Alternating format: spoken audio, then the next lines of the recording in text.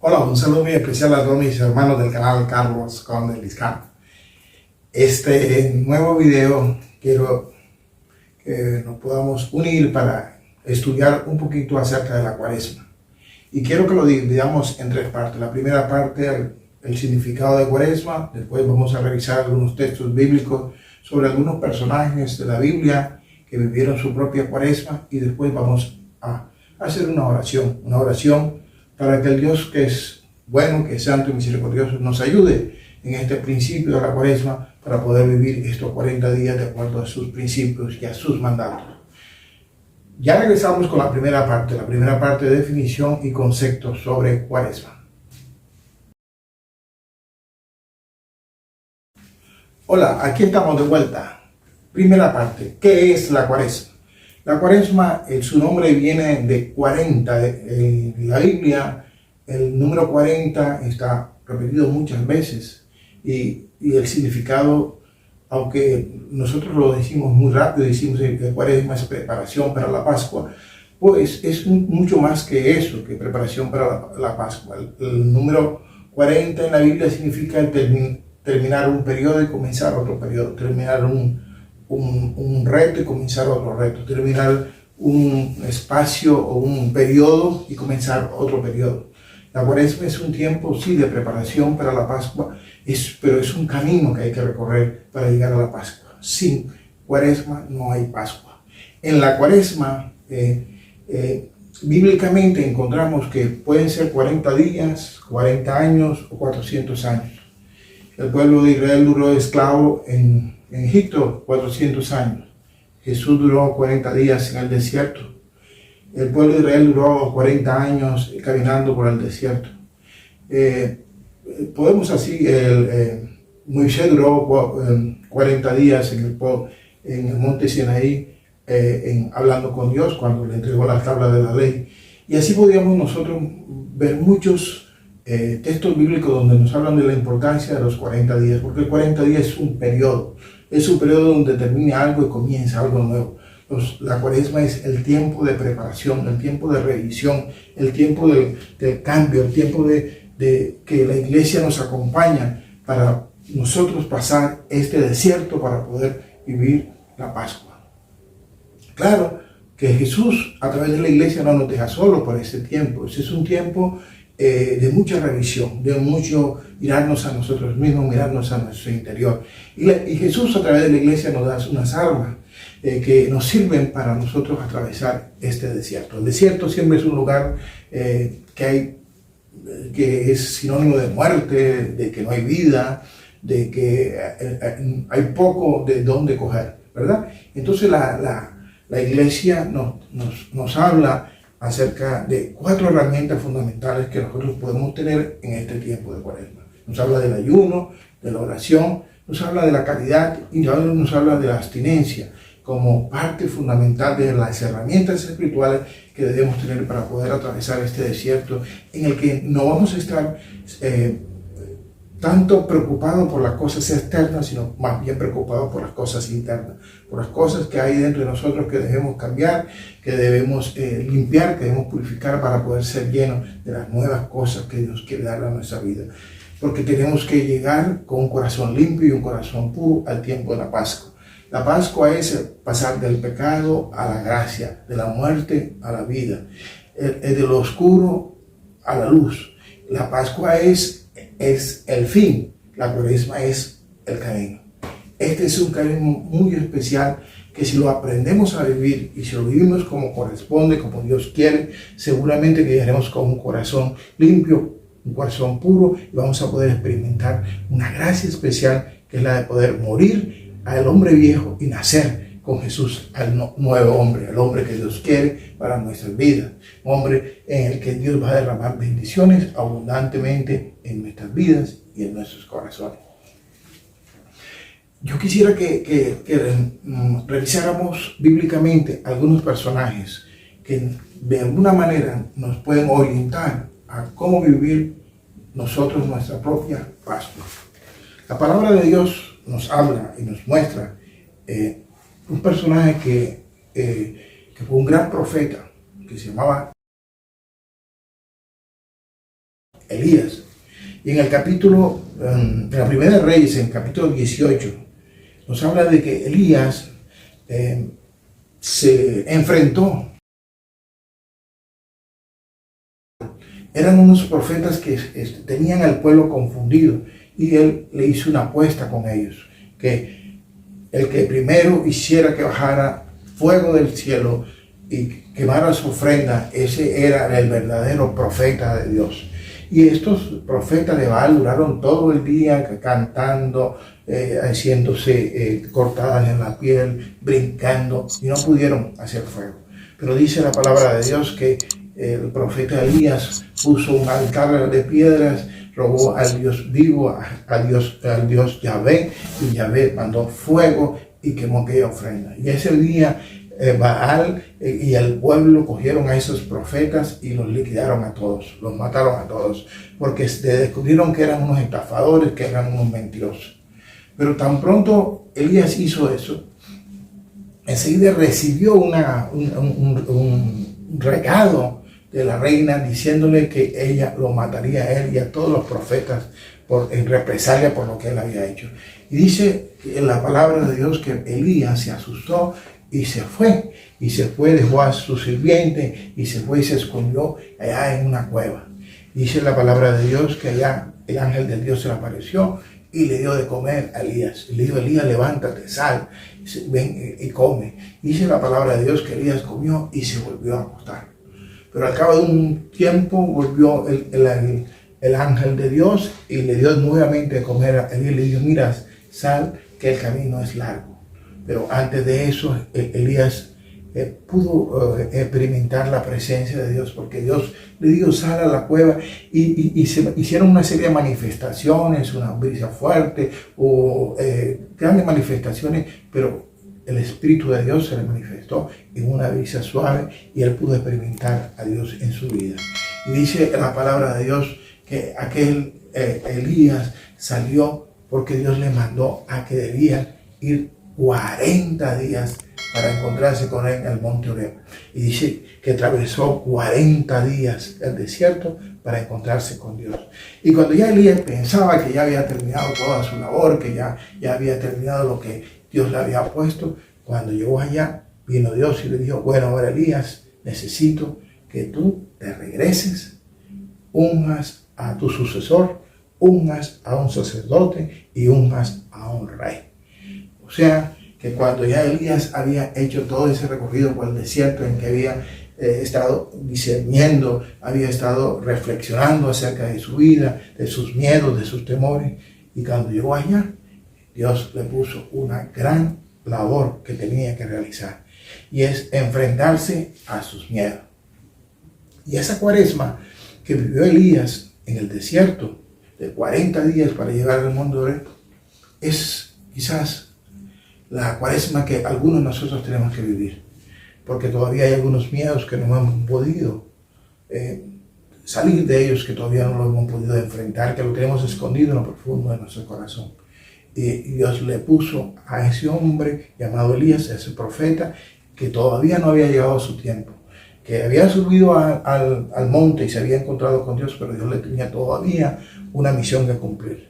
Quizás muchos de ustedes o yo pensamos que ya hemos cumplido nuestra misión, pero todavía hay algo que no hemos cumplido, todavía hay algunos miedos que tenemos que enfrentar, y todavía hay algunas personas que tenemos que ungir, y todavía tenemos que regresar a arreglar cuentas que no hemos dejado abiertas. Y eso es lo que nos enseña este profeta Elías y la palabra de Dios a través de este hombre llamado Elías.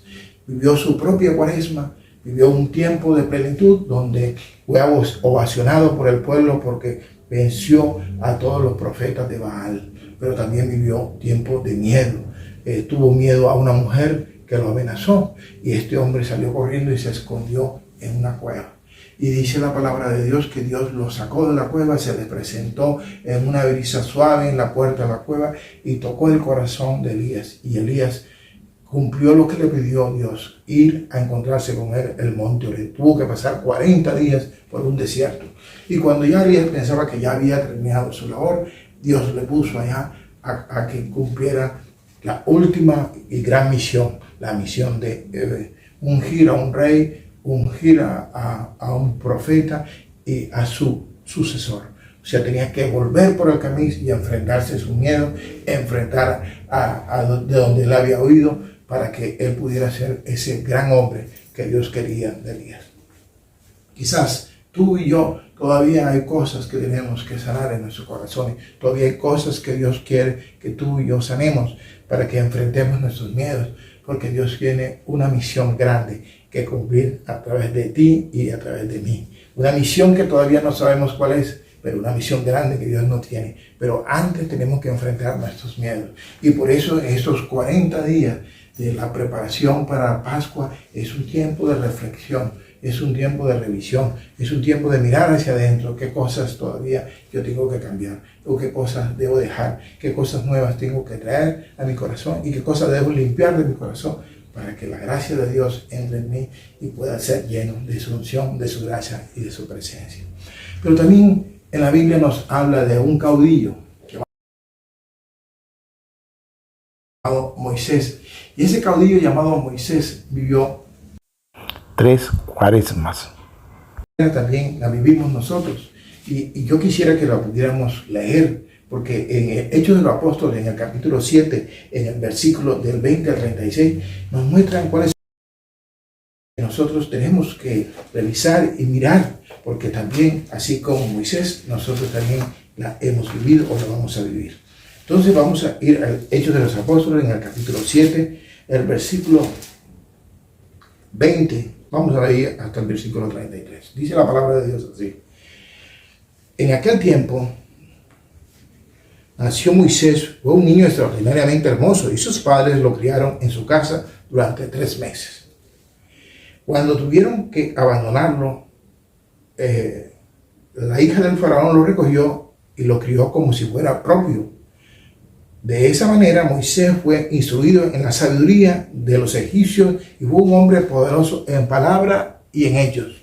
Un hombre poderoso en palabra y en hechos.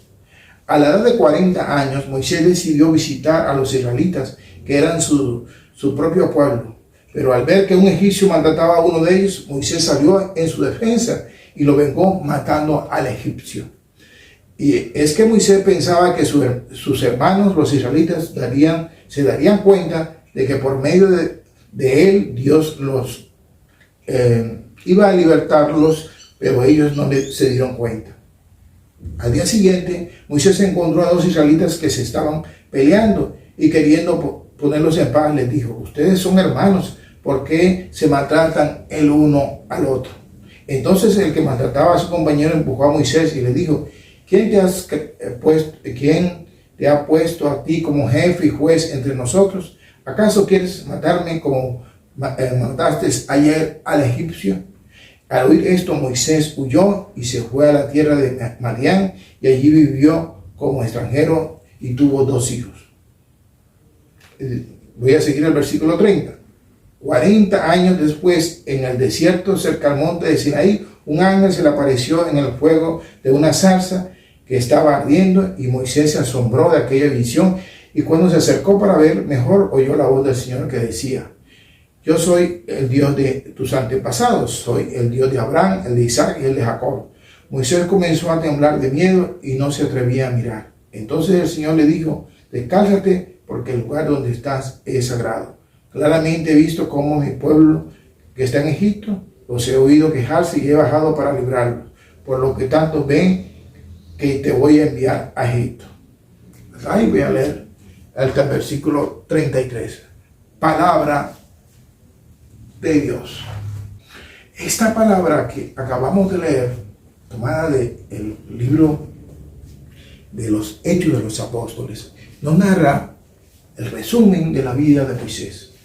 Y encontramos que hay 3 periodos en la vida de Moisés. Un primer periodo, que es el periodo del palacio, donde fue criado como un faraón, donde dice que era poderoso en palabra y en obra, donde vestía como faraón, estudió como hijo de un faraón, tenía la autoridad de un faraón, era un hombre con todo lo que corresponde a una persona que vive en un palacio. Es quizás el periodo de nuestra vida en el que nosotros, cuando tenemos 18, 20, 25 años, somos personas que estamos estudiando, que queremos conquistar el mundo, tenemos muchos proyectos, tenemos nuestro proyecto de vida, queremos organizar todo, nos volvemos seres egoístas, vanidosos, vanagloriosos, porque queremos conseguirlo todo. Y está bien, ese periodo es fundamental que nosotros lo vivamos, que adquiramos conocimiento, que adquiramos destrezas para realizar cosas. Y ese fue el periodo que vivió Moisés. Pero cuando tenía 40 años, se le dio a Moisés por bajar y untarse de pueblo. Dijo, no voy a bajar y voy a mirar a mi pueblo, porque mi pueblo tiene que conocer que yo soy el escogido para libertarlos a ellos. Y dice la palabra que Moisés bajó y encontró a que un egipcio estaba maltratando a un paisano de él, un hombre de Israel, y entonces dice que él mató al egipcio. Y al día siguiente volvió y bajó y encontró a dos israelitas que estaban peleando, y él quiso intervenir como el hombre que se sentía, aquel hombre vanidoso, al que Dios lo había escogido para sacar a su pueblo de la esclavitud de Egipto. Y aquellos hombres no lo reconocieron y dijeron, ¿y a ti quién te ha nombrado para que tú vengas aquí a decirnos lo que debemos hacer? ¿Me quieres matar como mataste ayer al egipcio? Y Moisés se dio cuenta de que la gente lo había visto cuando había matado al egipcio, tuvo miedo. Y dice la palabra de Dios que se salió y se fue para el desierto de Madián. Y en el desierto de Madián empezó a cuidar ovejas. Y el texto bíblico nos dice que duró 40 años cuidando ovejas. Yo no sé si usted lo sabe, pero un cuidador de ovejas es alguien que lleva a las ovejas a pastar a lugares muy lejanos, buscando siempre el mejor pasto para la oveja. Pero pasa mucho tiempo sentado esperando que las ovejas, su rebaño, coman. Y normalmente o tocan alguna flauta o tocan algún instrumento o piensan y meditan mucho. Tienen mucho tiempo para meditar y para pensar. Y Moisés tuvo 40 años en su trabajo, que le daba mucho tiempo pensando y meditando lo que había sido su vida en el palacio y su vida ahora en el desierto. Quizás eso le sirvió mucho para sanar muchas heridas profundas que había en su corazón. El hecho de que su madre lo haya dejado, el hecho de que haya sido recogido, el hecho de que todas esas cosas que a él les pasó, tanto en el palacio como en su vida en el desierto, él estuvo mucho tiempo para meditar. Y justo cuando cumplió 80 años, dice el texto bíblico, Dios lo llamó a través de una zarza que ardía. Y lo llamó y le dijo, Moisés, acércate, pero quítate las sandalias, que el lugar que pisa es santo. Y esto me hace recordar mucho a un sitio especial que hay en nuestra comunidad en la que yo me formé, que es la comunidad Formando el Cuerpo de Cristo, que es un sitio donde hay un santuario, donde está el Santísimo, donde una capilla del Santísimo, es el nombre santo. Y en el principio esa capilla del Santísimo tenía una alfombra muy bonita, y afuera siempre hay todavía está una zapatera. Claro que ya hoy no hay una alfombra, hoy hay un piso muy bonito, pero en ese tiempo, al principio, había una alfombra, siempre existió una zapatera afuera. Y todos, cuando llegábamos a la capilla del Santísimo, nos descalzábamos para poder entrar. Y era una obligación eso. Y la gente nueva que llegaba preguntaba, ¿pero por qué hay que quitarse los zapatos? Y a veces algunas personas que no sabían decían, no, porque es que la alfombra es muy cara. Esa alfombra es muy cara y para que no la dañen. Otros decían, sí, es el texto, aquel de Moisés, el lugar que pisas es santo. Pero reflexionando mucho más profundo que eso, el hecho de quitarse las sandalias a Moisés y el hecho de quitarnos nosotros los zapatos para entrar al lugar santo tiene el significado de despojarse Lo que Dios quería era que se despojara de todas aquellas cosas que él tenía, se despojara de las cosas buenas, de las cosas malas, quitarse los zapatos. ¿Qué significa eso? Despojarse de todo. Cuando tú entres a ese lugar, tienes que desnudar tu alma, desnudar tu corazón, despojarte de tus carreras, despojarte de lo que eres, despojarte que eres ingeniero, que eres arquitecto, que eres dueño de camioneta, que eres dueño de casa, que eres dueño que eres un comerciante famoso, despojar de todo. Lo mismo que sucedió con el rey de Nínive. Cuando el rey de Nínive supo que iba a ser destruida su tierra, él declaró un tiempo de ayuno. Y en ese tiempo de ayuno, dice el texto bíblico, que él se despojó de su vestidura y se vistió de sayal. O sea, que se despojó significa quitarse todo aquello que tu orgullo, tu vanidad, tu vanagloria, lo que tú crees que te hace superior a los demás. Este tiempo de Cuaresma, la segunda etapa de Moisés, una etapa de crecimiento, de revisar, de pensar, de mirar y de sanar. Este es el tiempo que vamos a empezar a vivir o que estamos empezando a vivir. Tiempo de Cuaresma, tiempo de crecimiento, tiempo de revisión, tiempo de purificación, tiempo de mirar hacia adentro, tiempo de mirar cuáles son aquellas cosas que yo debo cambiar, transformar, liberar, para que mi corazón pueda llegar al tiempo de la Pascua con toda la limpieza necesaria para que Dios pueda hacer el milagro en nosotros. Y dice la palabra de Dios que justo cuando cumplía los 80 años fue llamado Moisés. Y ese tiempo que llamó, y en la zarza que estamos hablando, Dios le dio una misión. La misión de sacar a su pueblo de Egipto, de la esclavitud de Egipto. Ya cuando Moisés pensaba que ya había cumplido 80 años, ya estaba en mayoría de edad, que ya estaba en retiro, no señor, es ahora cuando usted va a cumplir la gran misión, porque ya recibió instrucciones en el palacio, porque ya se purificaste en el desierto, y ahora sí estás listo para trabajar, para que Dios actúe a través de ti en tu corazón. Y dice la palabra de Dios que Moisés, sus últimos 40 años, porque vivió hasta los 120, fue el que dirigió la salida del pueblo de Israel de Egipto por el desierto. Y termina diciendo el texto bíblico que Moisés hasta último momento conservó la vista y buena salud, porque Moisés no tenía puesta la vista solamente en las cosas materiales, sino que Moisés tenía puesta la vista en las cosas del cielo, en el reino de Dios, porque Moisés tenía puesta la vista en el más allá. Y aunque él no entró en la tierra prometida porque Dios no se lo permitió, pero él tenía sus ojos puestos en algo más allá. Esas son las tres etapas que nos toca vivir a nosotros. Y esa es la segunda etapa en la que vamos a vivir hoy, o este tiempo que llamamos tiempo de Cuaresma. El periodo en que termina un hombre viejo y comenzamos un periodo de reflexión para llegar a un hombre nuevo. Un nuevo periodo, un nuevo cambio, una nueva transformación, una nueva persona en Cristo Jesús. Eso es lo que vamos a vivir en este tiempo de Cuaresma. Un tiempo de revisión de nuestros pecados, de nuestro orgullo, de nuestra vanidad, de nuestra vanagloria, de todo aquello que nos impide ser libres, el creernos mayores o más que los demás, el creernos los todopoderosos, el creernos que no dependemos de nadie, el creernos que nosotros somos los reyes del mundo, el creernos tantas cosas que hacen que nuestro corazón esté lleno de impurezas y nos deja que el agua del Espíritu entre y sane, libere y transforme nuestro interior.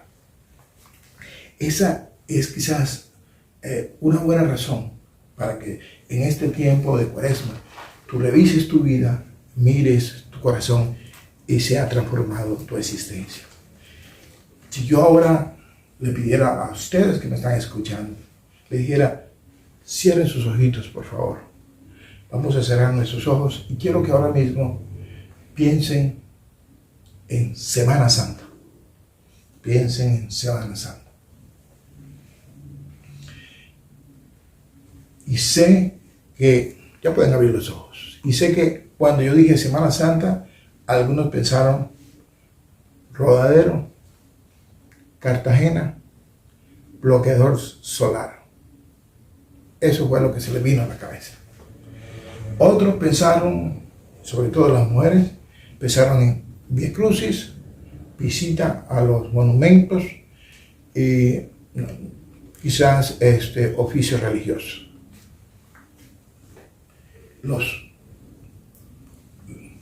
Quizás los unos y los otros son hijos de Dios también. Unos pensaron de una manera, otros pensaron de otra manera. Y un tercer grupo pensó en cambiar yo, en revisión de mi vida y mi cambio ante todo lo que Dios me iba mostrando durante toda esta cuaresma. Todo este periodo de silencio y de crecimiento, mirarme hacia adentro para sacar las impurezas que hay dentro de mí. Hay que ver en qué estás tú. Si en los que piensan en Cartagena, Rodadero y bloqueador.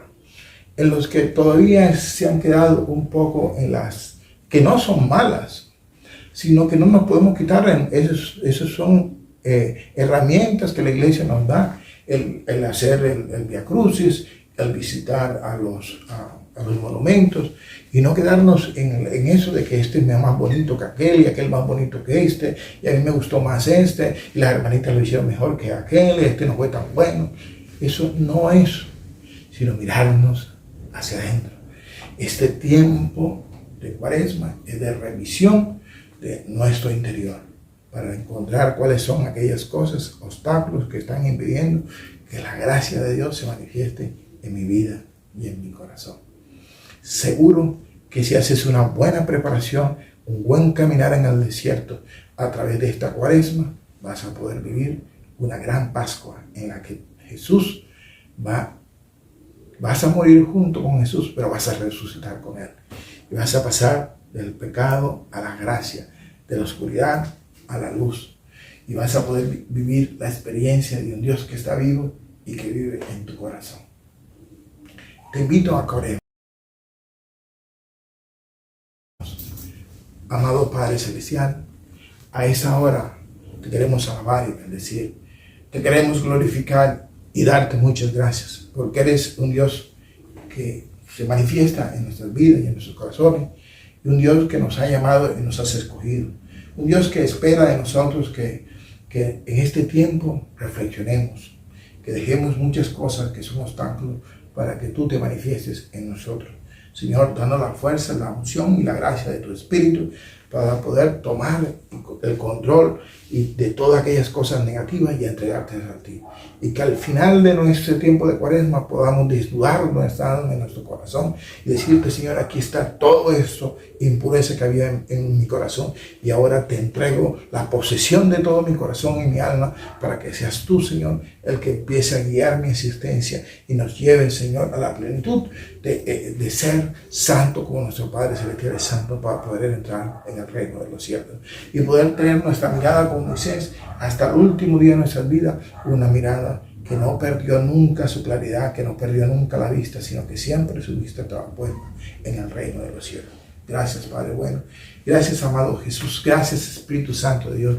Y gracias, María Santísima, Madre Jesús y Madre nuestra. Amén, amén y amén. Que Dios los bendiga y no se olvide suscribirte a nuestro canal Carlos Conde Vizcano. Aquí estaremos siempre listos para seguir presentándote videos para tu crecimiento espiritual. Toca la campanita y suscríbete y toca la campanita para que te hagamos llegar nuestros videos tan pronto como los estemos montando en nuestro canal de YouTube Carlos Conde Vizcano.